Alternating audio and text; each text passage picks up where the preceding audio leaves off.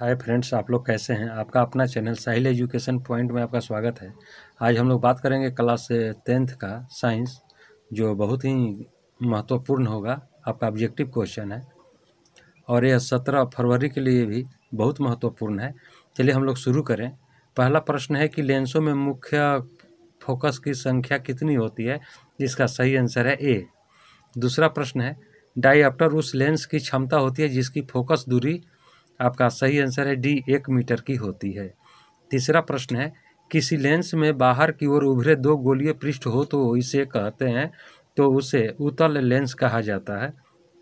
चौथा प्रश्न है, विरल माध्यम में प्रकाश की चाल सघन माध्यम की अपेक्षा अधिक होती है। बी ऑप्शन आपका सही है। पांचवा प्रश्न है, रोगियों के नाक, कान, गले आदि के जांच के लिए डॉक्टर प्रयोग करते हैं, तो वह है ए ऑप्शन सही है, अवतल दर्पण का।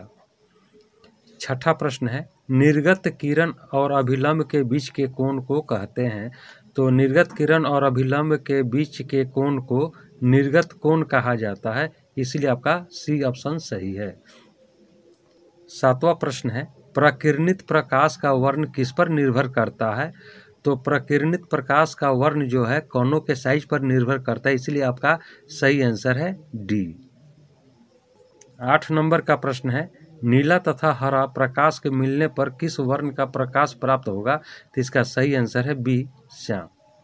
9वां प्रश्न है,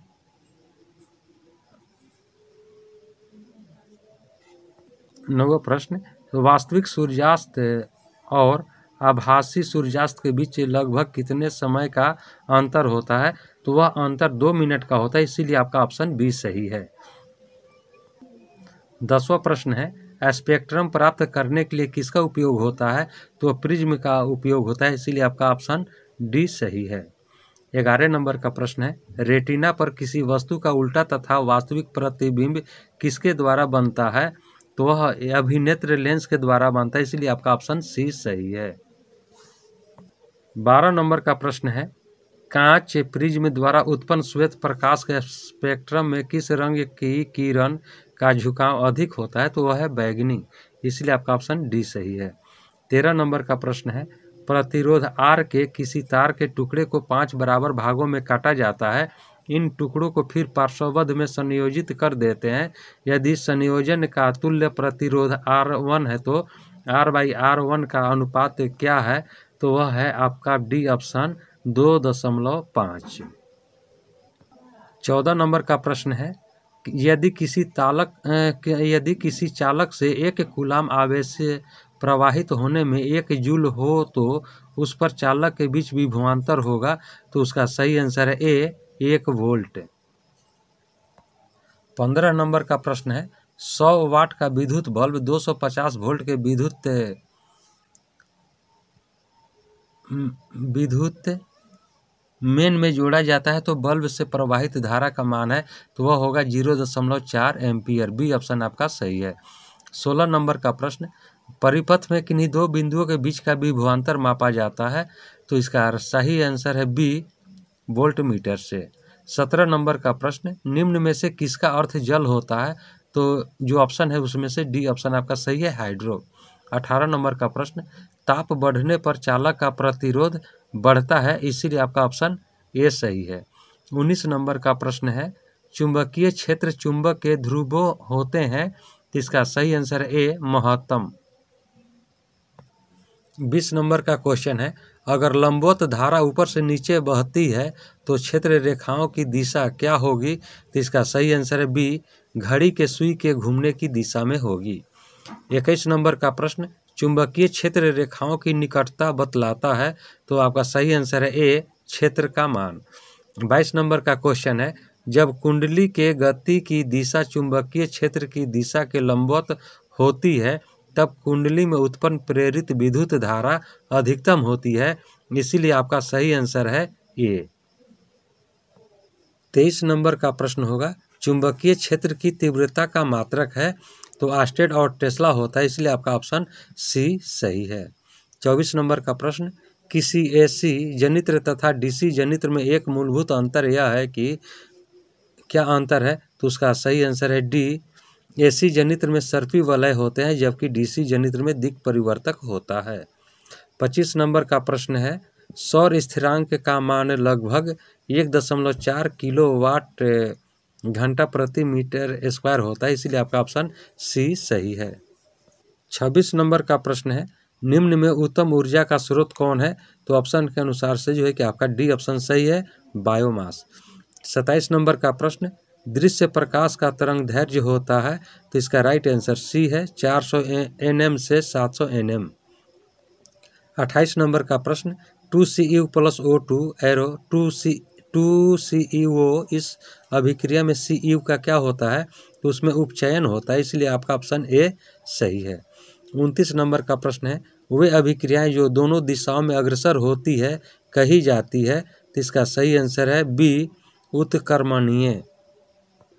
30 नंबर का प्रश्न है, चूना से दीवारों पर सफेदी करने पर बिना बुझा चूना वायुमंडलीय CO2 से अभिक्रिया कर एक ठोस से चमकदार पदार्थ बनाता है जो दीवार को चमकदार और मजबूत रखता है, वह है, तो इसका राइट आंसर है ए, कैल्शियम कार्बोनेट। 31 नंबर का प्रश्न है, उपचयन अपचयन अभिक्रिया को क्या कहते हैं? तो उसे रेडॉक्स अभिक्रिया कहा जाता है, इसीलिए आपका ऑप्शन ए सही है। 32 नंबर का प्रश्न है, कॉपर चूर्ण को वायु में गर्म करने पर उसकी सतह पर कॉपर ऑक्साइड की एक परत जम जाती है, इस परत का रंग कैसा होता है? तो उसका रंग काला होता है, इसलिए आपका ऑप्शन बी सही है। 33 नंबर का प्रश्न, दानेदार जस्ता पर तनु सल्फ्यूरिक अम्ल डालने पर कौन सा गैस उत्पन्न होता है? तो इसका राइट आंसर है बी, हाइड्रोजन गैस। 34 नंबर का प्रश्न है, संगमरमर का व्यावसायिक सूत्र क्या है? तो संगमरमर का व्यावसायिक सूत्र COCO3 होता है, इसलिए आपका ऑप्शन ए सही है। 35 नंबर का प्रश्न है, खाद्य पदार्थ के डिब्बों पर जिंक के बजाय टिन का लेप होता है क्योंकि? इसका सही आंसर है सी, टिन की अपेक्षा जिंक अधिक अभिक्रियाशील है। 36 नंबर का प्रश्न है, धोबिया सोडा का रासायनिक सूत्र है? तो धोबिया सोडा का रासायनिक सूत्र होता है Na2CO3 इंटू 10H2O, इसलिए आपका ऑप्शन बी सही है। 37 नंबर का प्रश्न, सोडियम क्लोराइड के जलीय विलयन से विद्युत धारा प्रवाहित करने पर यह वियोजित होकर सोडियम हाइड्रोक्साइड बनाता है, तो इस प्रक्रिया को कहा जाता है? तो इसे क्लोर क्षार अभिक्रिया कहा जाता है, डी ऑप्शन आपका सही है। 38 नंबर का प्रश्न है, लिटमस रंजक बैगनी रंग का होता है जो निकाला जाता है, तो वह लाइकेन से निकाला जाता है, इसलिए आपका ऑप्शन ए सही है। 39 नंबर का प्रश्न, शुष्क बुझा हुआ चूना पर क्लोरीन गैस की क्रिया से कौन सा पदार्थ बनता है? तो आपका सही आंसर है ए, विरंजक चूर्ण। 40 नंबर का प्रश्न है, निम्न में कौन आयनिक यौगिक है? तो इसका सही आंसर है सी, CaCl2। 41 नंबर का प्रश्न, निम्न में से किस धातु का गलनांक सबसे कम है? तो वह होता है Na, यानी बी ऑप्शन आपका सही है। 42 नंबर का प्रश्न, जस्ता और तनु हाइड्रोक्लोरिक अम्ल की अभिक्रिया के फलस्वरूप कौन सा गैस बनता है? तो वह है H2, आपका सी ऑप्शन सही है। 43 नंबर का प्रश्न है, जब NaOH Zn से अभिक्रिया करता है तो कौन सा उत्पाद बनता है? तो इसका राइट आंसर डी है, Na2ZnO 2+H2। 44 नंबर का प्रश्न है, लोहा से जिंक लेपित करने की क्रिया को कहते हैं? तो उसको गैल्वेनीकरण कहा जाता है, इसलिए आपका ऑप्शन बी सही है। 45 नंबर का प्रश्न, निम्नलिखित में कौन अधिक अभिक्रियाशील है? तो वह होता है Cu, अर्थात आपका ए ऑप्शन सही है। 46 नंबर का प्रश्न, ग्लूकोज के एक अणु में ऑक्सीजन के कितने परमाणु होते हैं? तो उसका राइट आंसर बी है, 6। 47 नंबर का प्रश्न, कार्बोनिल ग्रुप प्रतिकारक कौन है? तो उसका राइट आंसर सी है। 48 नंबर का प्रश्न है, निम्नलिखित में कौन सा युग्म समवायों को व्यक्त करता है? तो इसका राइट आंसर सी होगा, C2H5OH और CN3-O-CH3। 49 नंबर का प्रश्न है, सामान्य सूत्र CnH2n वाले यौगिक कहे जाते हैं? तो इसका सही आंसर है ए, एल्कीन। 50 नंबर का प्रश्न, मेथनाइक अम्ल का सामान्य नाम क्या है? तो सामान्य नाम फार्मिक अम्ल है, इसलिए आपका ऑप्शन ए सही है। 51 नंबर का प्रश्न, एल्कोहल श्रेणी के यौगिकों में कौन सा अभिक्रियाशील समूह होता है? तो इसका राइट आंसर बी है। 52 नंबर का प्रश्न, He परमाणु की बाहरी कक्षा में कितने इलेक्ट्रॉन रहते हैं? तो हीलियम के परमाणु के बाहरी कक्षा में 2 इलेक्ट्रॉन होते हैं, इसलिए आपका ऑप्शन बी सही है। 53 नंबर का प्रश्न है, समूह में ऊपर से नीचे जाने पर परमाणु साइज में क्या परिवर्तन होता है? तो उसका परमाणु साइज बढ़ता है, इसलिए आपका ऑप्शन सी सही है। 54 नंबर का प्रश्न है, किसी कोश में इलेक्ट्रॉनों की अधिकतम संख्या कितनी होती है? तो उसकी अधिकतम संख्या 2n² होती है, इसलिए आपका ऑप्शन बी सही है। 55 नंबर का प्रश्न, पौधों में वाष्पोत्सर्जन किस भाग में होता है? तो वह पत्ता में होता है, इसलिए आपका ऑप्शन सी सही है। 56 नंबर का प्रश्न है, कीटों के पंख और चमगादड़ के पंख किस तरह के अंग है? तो वह है समजात अंग, इसलिए आपका ऑप्शन ए सही है। 57 नंबर का प्रश्न, भोजन का पचना किस प्रकार की अभिक्रिया है? तो वह अपचयन अभिक्रिया होती है, इसलिए आपका उपचयन अभिक्रिया होती है, इसलिए आपका ऑप्शन ए सही है। 58 नंबर का प्रश्न है, निम्नलिखित में से कौन एक भूमिगत जल का उदाहरण है? तो वह है कुआं, तो इसीलिए आपका ऑप्शन बी सही है। 59 नंबर का प्रश्न है, निम्नांकित में कौन जैव अनिम्नीकरणीय पदार्थ है? तो इसका राइट आंसर ए है, DDT। 60 नंबर का प्रश्न, टिहरी बांध किस नदी पर बना है? तो टिहरी बांध जो है गंगा नदी के सहयोगी हैं, उसी पर बना हुआ है, जो कि इसमें नहीं दिया गया ऑप्शन, लेकिन वो गंगा की सहयोगी होने के कारण सी ऑप्शन आपका सही है। 61 नंबर का प्रश्न है, चिपको आंदोलन हिमालय की ऊंची पर्वत श्रृंखला में गढ़वार के रेनी नामक गांव में कब हुआ? तो इसका सही आंसर है डी, 1970 में। 62 नंबर का प्रश्न है, घटपर्णी एक उदाहरण है, तो वह कीटभक्षी पादप होता है, इसलिए आपका ए ऑप्शन सही है। 63 नंबर का प्रश्न है, निम्नलिखित में से कौन जंतु चमड़ी एवं फेफड़ा दोनों से सांस ले सकता है? तो वह है मेढक, डी ऑप्शन आपका सही है। 64 नंबर का प्रश्न, लाल रक्त कोशिका में लाल वर्णक होता है, तो वह होता है हीमोग्लोबिन, इसलिए आपका सही आंसर है बी। 65 नंबर का प्रश्न है, नेफ्रॉन पाया जाता है, तो नेफ्रॉन वृक्क में पाया जाता है, इसलिए आपका ऑप्शन ए सही है। 66 नंबर का प्रश्न है, ईस्ट में कैसे जनन होता है?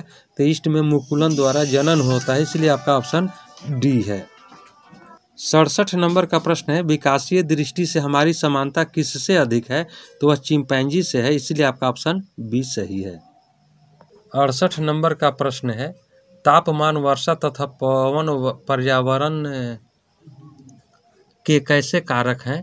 तो इसका सही आंसर है बी, भौतिक कारक। 69 नंबर का प्रश्न, ऊर्जा उत्पादन के लिए कोशिका प्रायः किसका उपयोग करती है? तो वह ग्लूकोज का उपयोग करती है, इसलिए आपका ऑप्शन डी सही है, ए सही है। 70 नंबर का प्रश्न, मानव में बुद्धि और चतुराई का केंद्र है, तो वह होता है सेरिब्रम, इसलिए आपका ऑप्शन ए सही है। 71 नंबर का प्रश्न है, किशोरावस्था में होने वाले परिवर्तन को क्या कहते हैं? तो उसे प्यूबर्टी कहा जाता है, इसलिए आपका ऑप्शन बी सही है। 72 नंबर का प्रश्न, कौन सा रक्त समूह सबसे रक्त ले सकता है? तो वह है ए बी, इसलिए आपका ऑप्शन सी सही है। 73 नंबर का प्रश्न है, ओजोन के एक अणु में कितने परमाणु हैं? तो ओजोन के एक अणु में 3 परमाणु होते हैं, इसलिए आपका ऑप्शन सी सही है। 74 नंबर का प्रश्न है, ओजोन स्तर के क्षय के कारण निम्न में क्या प्रभाव पड़ता है? तो ओजोन स्तर के क्षय होने के कारण त्वचा कैंसर होता है, मोतियाबिंद होता है, उत्परिवर्तन होता है, इसलिए आपका ऑप्शन डी सही है इनमें सभी। 75 नंबर का प्रश्न है, निम्न में से कौन एक जैविक प्रक्रम द्वारा अपघटित होने वाला पदार्थ है? तो वह है सूखे घास पत्ते, इसलिए आपका ऑप्शन ए सही है। 76 नंबर का प्रश्न है, मेंडल ने मटर में कितने गुणों पर कार्य किया था? तो वह है 7, इसलिए आपका ऑप्शन ए सही है। 77 नंबर का प्रश्न है, किसी जीवाश्म की आयु का निर्धारण किया जाता है, तो वह रेडियो कार्बन काल निर्धारण से होता है, इसलिए आपका ऑप्शन बी सही है। 78 नंबर का प्रश्न है, लाल रक्त कोशिकाओं को कब्रगाह एवं ब्लड बैंक किसे कहा जाता है? तो इसका सही आंसर है बी, प्लीहा। 79 नंबर का प्रश्न, हीमोग्लोबिन की कमी से क्या होता है? तो हीमोग्लोबिन की कमी से एनीमिया होता है, इसलिए आपका ऑप्शन ए सही है। 80 नंबर का प्रश्न है, पित्त कहाँ से स्रावित होता है? तो पित्त यकृत से स्रावित होता है, इसलिए आपका ऑप्शन सी सही है। दोस्तों, यह था आपका 1 से 80 नंबर तक का प्रश्न, जो कि बहुत ही इम्पोर्टेंट क्वेश्चन है। यह वीडियो आपको कैसा लगा? वीडियो को लाइक करें, शेयर करें। चैनल पर नए हैं तो चैनल को सब्सक्राइब करें, बेल आइकन का बटन दबा दें, जिससे कि वीडियो सबसे पहले आप तक पहुंच सके। अब हम लोग अगले वीडियो में मिलेंगे, तब तक के लिए जय हिंद, जय भारत।